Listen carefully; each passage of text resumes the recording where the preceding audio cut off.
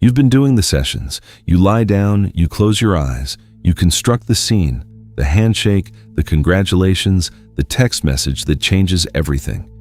You feel it, or you try to feel it. You hold it for a few minutes, and then you open your eyes and you're back. The same room, the same circumstances, the same quiet doubt that wonders whether any of it is working. You're doing everything right, technically. And still, something feels like it isn't crossing over. Like the imagination stays on your side of a door that never quite opens. That gap between constructing a scene and actually planting it is exactly what this teaching is about. Neville Goddard's answer to this was precise. He called the practice SATS, state akin to sleep, and he was not describing a visualization exercise. He was describing a biological crossing, a threshold state in which the ordinary waking self, the one that doubts and evaluates and edits, steps back. And in that stepping back, a deeper self takes over the imagining. What most people are doing when they run their SATS session is performing imagination with the waking mind fully engaged. They are watching themselves imagine. And that, Neville Goddard taught, is not the same thing as actually doing it. Neville Goddard drew constantly from the language of Scripture to point at this.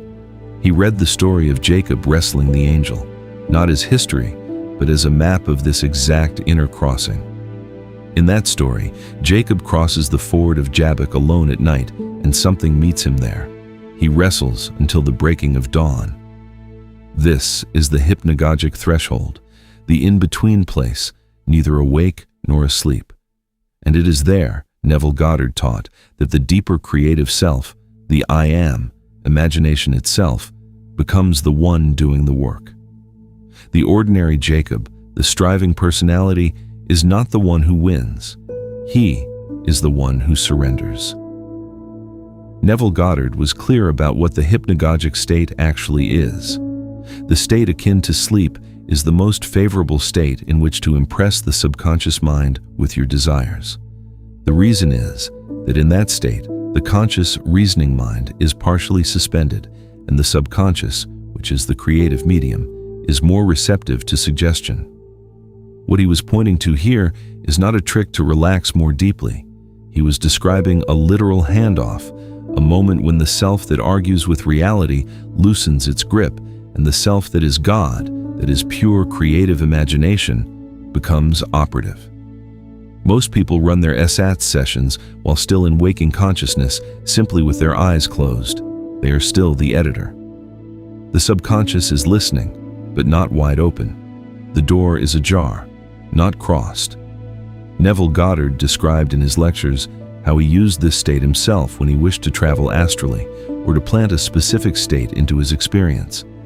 He would not begin his scene until he felt what he called the heaviness, the bodily sensation of crossing into the drowsy threshold. He was waiting for a biological signal, not a feeling of peace, not a feeling of belief, the actual physical signal that the waking critical mind had begun to release.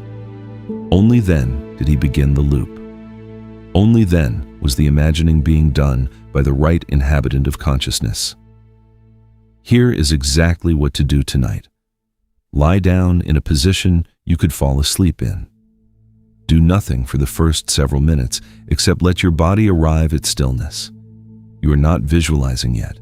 You are waiting. You will begin to notice a quality shift in your awareness. Sounds become slightly distant.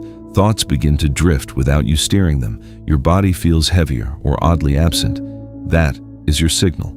That is the threshold. Now, and only now, introduce your single scene. Not a story, not a sequence. One short loop of action that implies your desire is already real. A handshake, someone speaking your name in congratulation, a feeling in your chest of relief and arrival. Let that loop play. Don't watch it. Be in it. Let it repeat naturally, the way a thought repeats when you're almost asleep. If you drift into sleep inside the scene, that is exactly correct. That is the crossing. That is the planting. You do not need to return to ordinary consciousness to confirm it worked. The confirmation is that you crossed. Neville Goddard taught that imagination is not a tool you use. It is who you are when the smaller self steps aside.